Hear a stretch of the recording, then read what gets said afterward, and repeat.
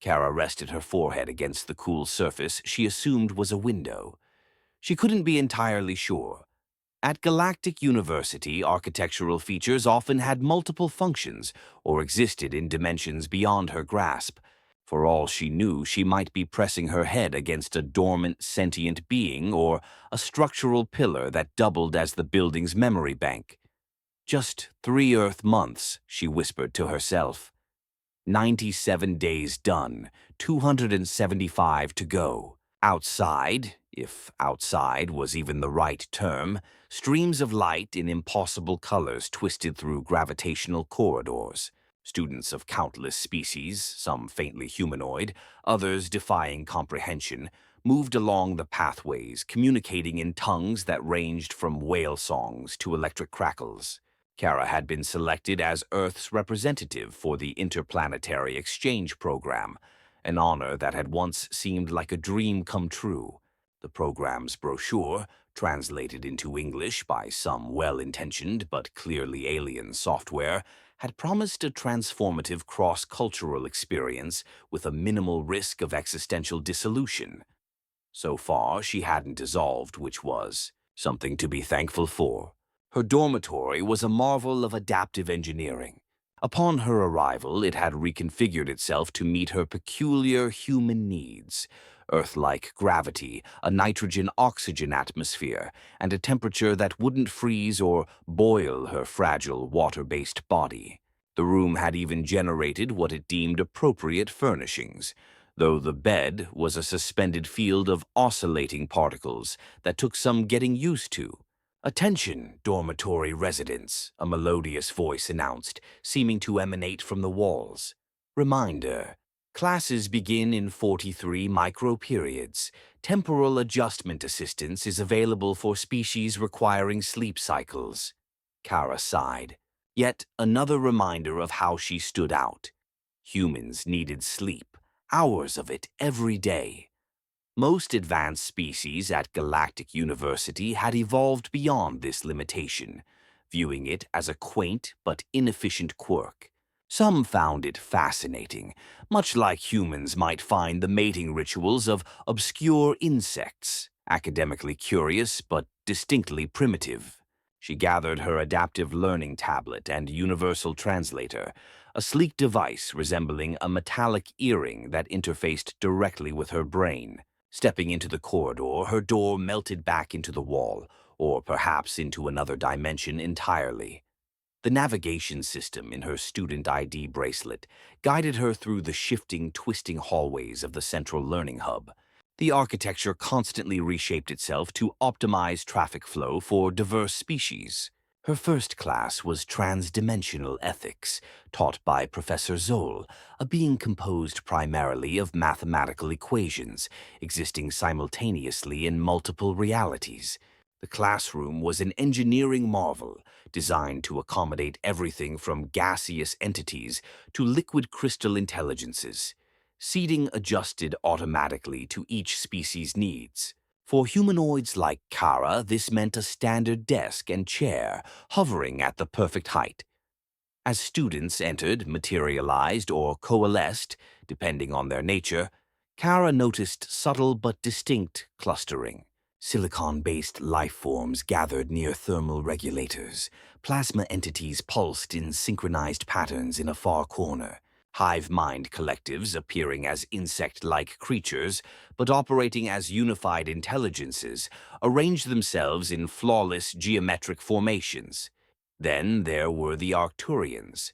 Representatives of the Arcturus collective were striking, resembling translucent humanoids with pulsating light instead of organs. Their movements were fluid, their expressions unreadable to human eyes. Rumored to be among the university's most intellectually advanced species, they had mastered technology and consciousness manipulation to a near metaphysical degree. They also, as Kara quickly learned, possessed an infuriating superiority complex. "I see our time-bound colleagues have arrived on schedule today," remarked an Arcturian named Velian, its voice a harmonious blend of tones that somehow conveyed both courtesy and disdain. Kara forced a smile, remembering too late that baring teeth was a threatening gesture to some species. A nearby plasma entity recoiled, its edges sparking with alarm. "Sorry," she muttered, pressing her lips together, still learning the etiquette. "Fascinating," said another Arcturian, studying her with what seemed like multiple sensory organs. "The human requires dormancy periods to consolidate neural pathways." "How quaint." Professor Vikshal materialized at the room's center, first as a hovering equation, then as a semi-solid form resembling a tall, slender being, with limbs that occasionally split into fractals. "Today," the professor began, their voice resonating from everywhere and nowhere, "we will explore the ethical implications of temporal perception across species boundaries." What followed was a lecture that pushed Kara's comprehension to its limits. The professor delved into concepts with no human equivalents, ideas about consciousness and time that left her dizzy. "Now," Professor Vixal concluded, "I'd like perspectives from various evolutionary paths. Who perceives time most accurately? Is there an objective temporal reality, or only subjective experiences?" An Arcturian raised a luminescent appendage. "Our civilization has mapped the quantum foam of temporality to the 23rd decimal place. Our perception transcends the linear constraints limiting less evolved species," it said, glancing pointedly at Kara. A silicon-based student, a crystalline structure glowing with inner light, vibrated indignantly. "Arcturian models are flawed, failing to account for reality consensus mechanisms." "That's exactly the outdated thinking that caused the Betelgeuse incident," interrupted a gelatinous entity near the ceiling. The room fell silent. Even Kara, with her limited grasp of interstellar politics, knew mentioning the Betelgeuse incident was deeply tactless. Whatever had happened in that star system was a source of embarrassment for the Arcturians. Tension thickened. Her translator picked up subharmonic vibrations, signaling rising agitation among nonverbal species. "A productive exchange," Professor Vixal interjected smoothly, fractal limbs gesturing calmly. "Let us remember that diverse perspectives enrich our collective understanding." But the damage was done. The Arcturians stood taller, their internal lights pulsing with indignation. Silicon entities formed a defensive crystalline lattice. Other species emitted warning pheromones or electromagnetic pulses. As the class dispersed, Kara overheard heated discussions spilling into the corridors. Her translator struggled with the rapid exchanges, but she gathered that an academic debate had touched on deep-seated galactic tensions. Later, scrolling through the university's quantum bulletin board, she found alarming headlines. "Galactic Council convenes emergency session on Arcturian secession threat. Temporal perception dispute escalates to diplomatic incident. 17 species threaten to withdraw from unified knowledge accords." A chill ran through her, unrelated to the environmental controls. She'd come to Galactic University to learn, not to be caught in an interstellar political crisis. Yet the universe's tensions were playing out in her classroom. Navigating back to her dormitory, she noticed species moving in distinct, separated groups. The easy mingling of her first days had given way to wary distance. Something was brewing at Galactic University, far more complex than her upcoming exams, and Kara, the sole representative of a barely spacefaring species, was right in the middle of it. Kara stared at her schedule on the adaptive tablet, blinking as if that might make the impossible course load more manageable. 11-dimensional quantum mechanics was followed by survival strategies in logic-resistant environments, then psychic resonance for non-telepathic species, remedial. She took a long sip of the university's version of coffee, a beverage that mimicked the taste but occasionally caused her to perceive time backward. The caffeine was worth the disorientation. "You continue to consume neural stimulants," observed a voice behind her. "A fascinating adaptation to your species' inefficient consciousness patterns." Kara turned to find Loxin, an Arcturian student, Observing her with what her translator suggested was scientific curiosity. Unlike some Arcturians, Loxin occasionally showed genuine interest rather than condescension. "Good morning to you too," Kara replied. "Yes, coffee's how humans cope with everything." "Morning," Loxen repeated as if testing the word, a greeting tied to planetary rotation, charmingly provincial. Kara couldn't tell if she was being insulted. The translator handled words but struggled with cultural nuance. "Is there something I can help you with, Loxin? I've got to get to 11-dimensional quantum mechanics in—" She checked her tablet. "What seems to be -3 minutes."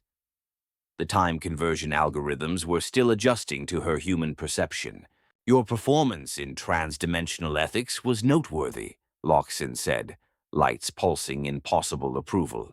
"Most beings from pre-singularity civilizations struggle with Professor Vixal's tertiary consciousness projections." "Thanks, I think," Kara said, gathering her things. "I understood maybe a third of it." "Precisely." Loxin's lights shifted to amusement. "Comprehension beyond capacity signals adaptive intelligence. Your selection as Earth's representative was less illogical than initially calculated." Before Kara could decide whether to feel flattered or offended, the nutrition center erupted in commotion. A group of silicon-based students had entered, facing a table of Arcturians. The silicon's crystalline structures vibrated at frequencies that made Kara's teeth ache, while the Arcturians' lights flashed in rapid, aggressive patterns. "Your obsolete temporal models endanger multiversal stability," boomed a silicon's translated voice. "Your crystalline arrogance blinds you to advanced perceptual frameworks," retorted an Arcturian, its voice piercing with harmonics. The tension escalated, with other species either retreating or taking sides. Kara backed away, clutching her coffee substitute. "Perhaps we should leave," Loxin suggested, showing rare pragmatism for an Arcturian. "Theoretical disputes turning physical can transcend spatial boundaries." Translation: arguments could literally break reality. Kara nodded and followed Loxin out just as a silicon emitted a resonance that made liquids form perfect geometric patterns. The university's corridors reflected growing divisions. Species clustered with their own kind, communication becoming formal and restrained. The playful interspecies study groups of her first weeks had vanished. Her 11-dimensional quantum mechanics class was particularly challenging, not least because the professor, Dr. Quantum, a cloud of probability functions who'd adopted an Earth-friendly name, existed in multiple states and occasionally forgot which dimension they were lecturing in. "The uncertainty principle," Dr. Quantum's voice echoed across time, "applies not just to particles, but to knowledge itself. The more precisely you grasp a concept, the less you perceive its alternate interpretations." Kara scribbled notes, her tablet translating incomprehensible ideas into merely difficult ones.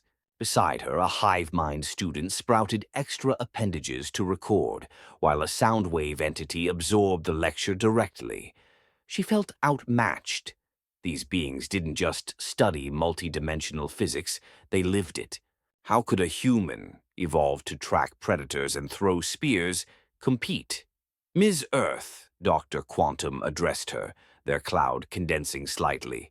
"Could you share your species' perspective on dimensional barriers?" Every sensory organ in the room, and possibly other dimensions, focused on her. Her mouth went dry. "Well," she began, scrambling, "humans perceive 3 spatial dimensions plus time as a 4th, linearly. We can model higher dimensions mathematically, but can't perceive them directly." Dr. Quantum expanded, swirling with equations. "And therein lies the brilliance of limitation. Your restricted perception forces cognitive leaps that dimensionally native species might never attempt."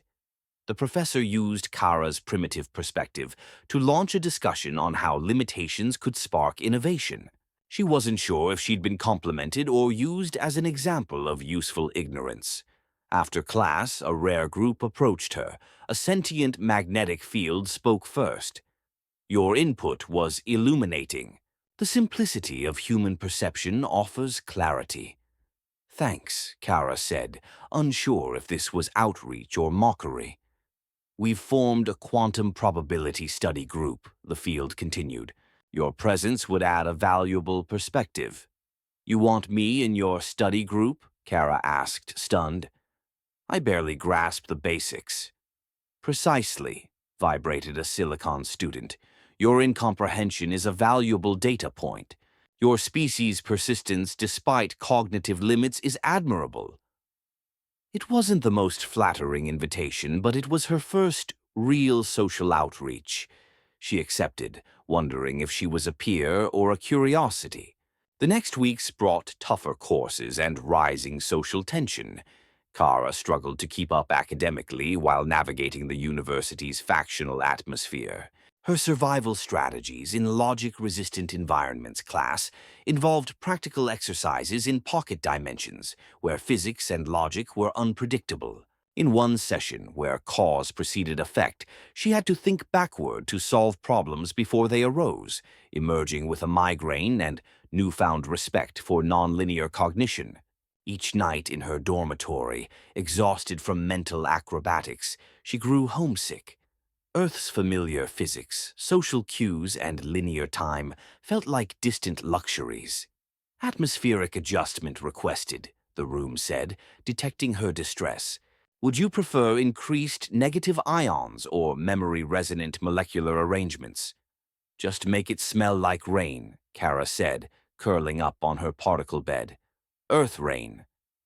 The room complied, filling with the scent of petrichor.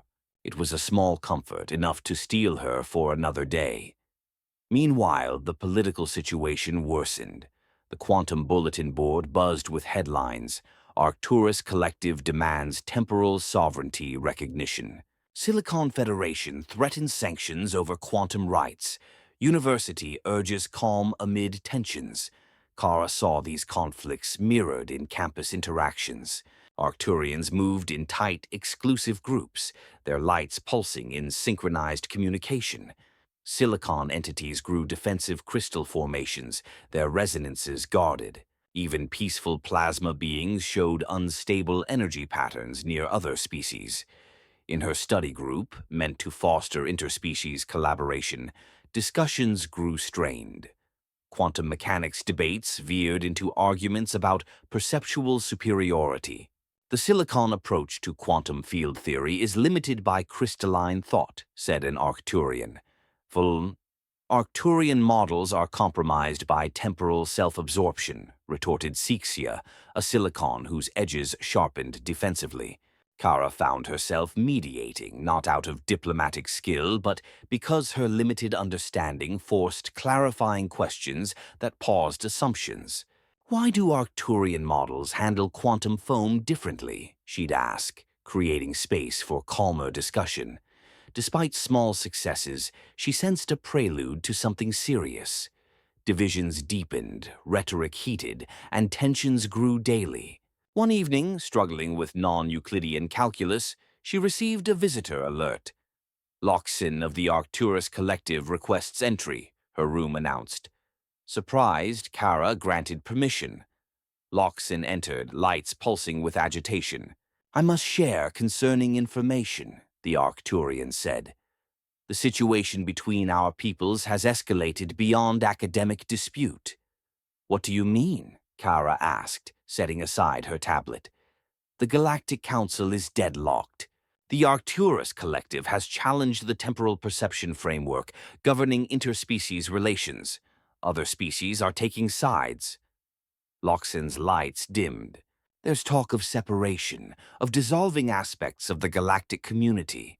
Kara felt a chill. Are we talking interstellar war? Not in your primitive sense of physical combat, Loxin said with typical condescension, but a realignment of consciousness wavelengths, a deliberate desynchronization of perceptual frameworks. The consequences would be profound. Translation. Not bombs, but a breakdown of mutual understanding. Why tell me? Kara asked. I'm just a human exchange student. My species isn't even in the Galactic Council.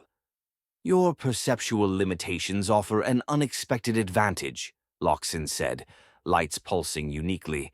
You see less, but perhaps more clearly. Your species' history of conflict may provide insights our models can't predict. It was the closest to a compliment she'd gotten from an Arcturian. Tomorrow's quantum social theory class will be volatile, Loxin continued. All major factions will attend, and the topic, quantum theory in galactic governance, is risky. You think there'll be trouble? Kara asked, understanding dawning. I calculate a 78.3% probability of significant confrontation, Loxin confirmed. After Loxin left, Kara lay awake on her particle bed, staring at the ceiling as it cycled through geometric shapes. She'd come to study, not witness the fragmentation of galactic society. Yet here she was, a primitive human, caught in a conflict she barely understood. The irony wasn't lost. Earth sent her to learn from advanced civilizations, only for them to mirror humanity's own divisions. The quantum social theory lecture hall buzzed with tension. Kara felt it immediately, a dissonance in the energy field maintaining optimal learning conditions. Species sat in distinct clusters, the usual mingling absent. Professor Equinox, a living equation expressing consciousness and social organization, hadn't yet appeared.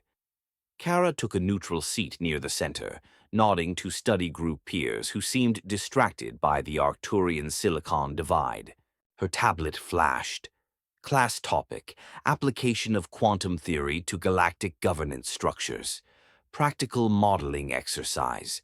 Given Loxin's warning, this sounded ominous. Professor Equinox materialized, not as an elegant equation, but as a complex formula in unstable equilibrium. If math could look worried, this was it. Today, the professor began, voice resonating in students' minds, we examine quantum consensus mechanisms in governance. The Galactic Council uses an n-dimensional probability field to harmonize disparate perceptual frameworks. We'll evaluate its strengths and limitations. Appendages, light signals, and species-specific indicators shot up. The Arcturus Collective argues the model inadequately accounts for temporal consciousness expansion, said Vlex, an Arcturian, lights blazing aggressively. Advanced species are limited by less evolved forms. Crystallix, a silicon, vibrated, making Kara's teeth ache. Arcturian temporal exceptionalism threatens mixed species stability. Their improvements would downgrade non-Arcturian consciousness. That's a mischaracterization, countered another Arcturian, lights flashing indignation. We advocate recognizing advanced temporal navigation in governance. The debate escalated, with plasma entities pulsing erratically, hive minds buzzing discordantly, and gaseous intelligences condensing in stress. Professor Equinox's formula fluctuated, trying to moderate.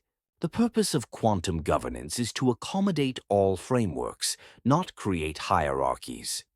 Exactly why the Betelgeuse incident proves Arcturian unsuitability for leadership, shouted a crystalline student, resonating with Silicon allies. The Arcturian's lights flashed so rapidly, Kara's translator overloaded. The Betelgeuse incident was a response to Silicon aggression, an Arcturian retorted, voice piercing. You tried to rewrite a star system's temporal coordinates, a Silicon countered, edges crystallizing dangerously. Professor Equinox's formula grew chaotic, variables splitting in a bid to model the conflict. This discourse undermines consensus. Apply theoretical frameworks, not historical grievances. But the atmosphere shifted. Kara's translator reported fluctuations in background energy. An Arcturian rose, lights coalescing into a brilliant point. Perhaps a demonstration of advanced consciousness will clarify our position. Its form blurred, light bending reality itself. Silicon entities linked into a precise crystalline lattice, their resonance distorting the air. Stop this! Equinox's formula expanded, operators stretching to stabilize the field. You risk reality collapse. But the conflict escalated. A plasma bolt scorched a wall in impossible dimensions. Hive minds emitted disruptive pheromones. Kara ducked under her desk, a human instinct earning odd looks. The lecture hall descended into chaos. An Arcturian phased a silicon out of space-time. Silicons disrupted Arcturian light patterns. Soundwave entities caused spatial distortions, while magnetic intelligences formed containment fields. Equinox's formula struggled, variables floating free. The structural integrity of this reality pocket is compromised. Kara realized this wasn't just a classroom spat. It could spark a galactic crisis. Reality fractured, revealing other dimensions through cracks. A silicon resonance crystallized desks. An Arcturian temporal distortion reduced them to dust. Hive minds formed defensive spheres as plasma entities discharged threats. Kara, with no reality warping abilities, felt helpless. Then a simple human thought struck her. Standing amid the chaos, she shouted, "What about the final exams?" Her voice cut through the cacophony. Energies faltered, distortions stabilized, and every being turned to her. "If you violate the Interstellar Academic Conduct Code," she continued, "you'll fail automatically and face expulsion. It'll go on your permanent record. You'll have to explain to your governments or collectives why you were kicked out." Silence fell. Reality seemed to pause.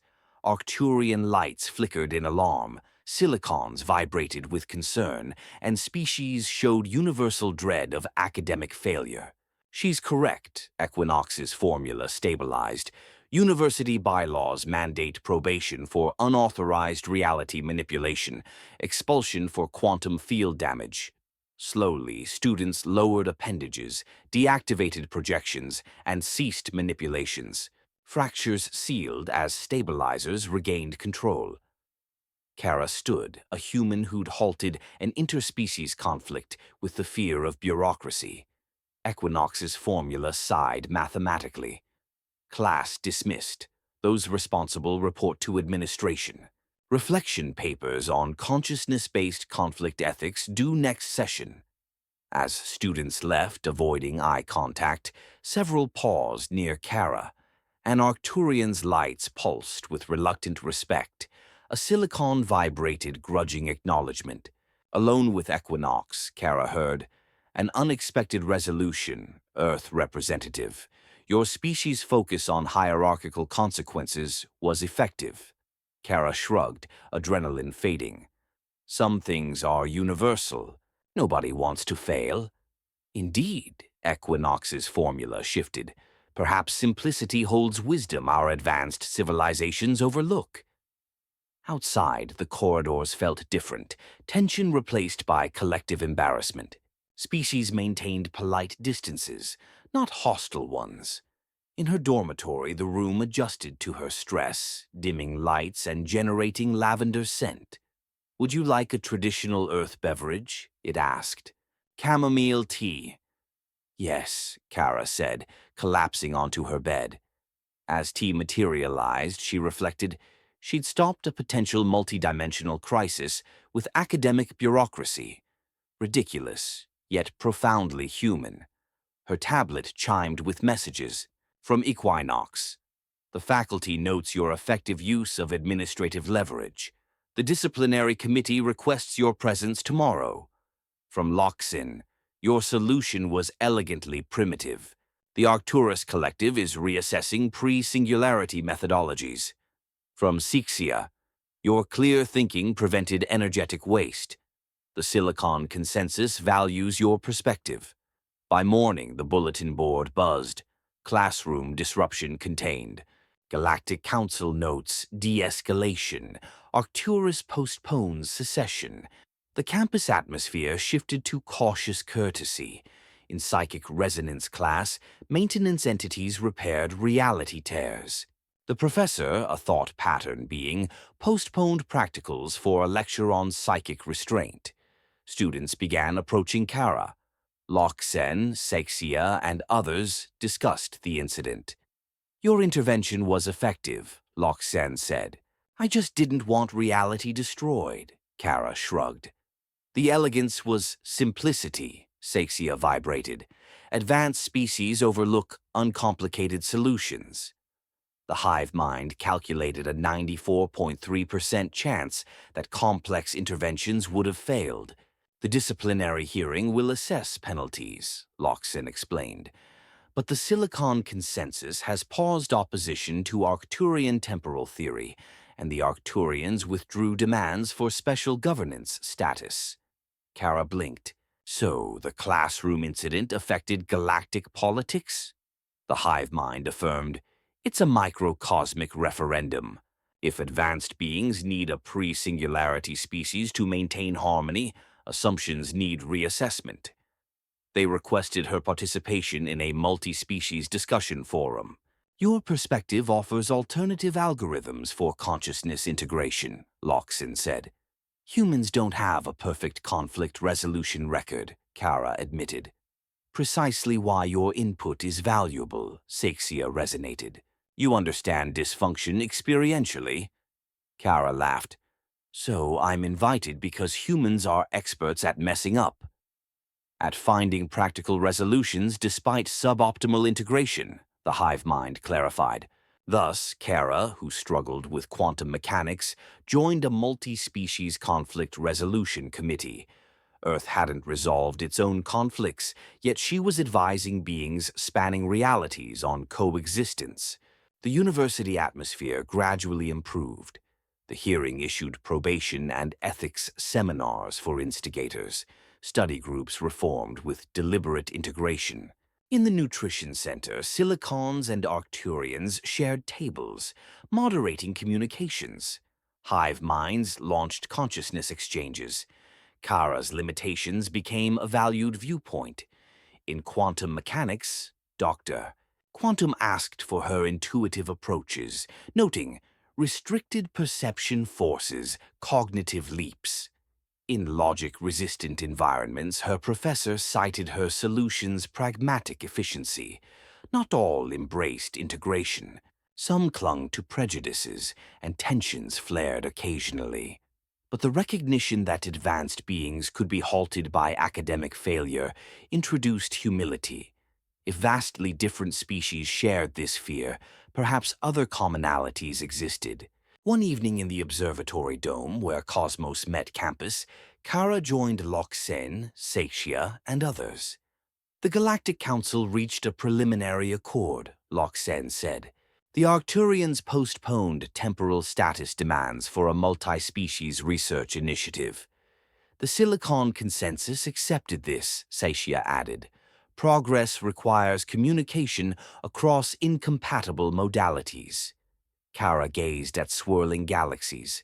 Her small intervention had created dialogue space. The Betelgeuse incident, she asked. What happened? Loxen sighed, lights dimming. The Arcturians tried to shift a star system's temporal coordinates for access rights, miscalculating silicon resonance patterns, causing 17 contradictory timelines. Saxia clarified. Both sides suffered. Silicons fragmented. Arcturians faced feedback loops.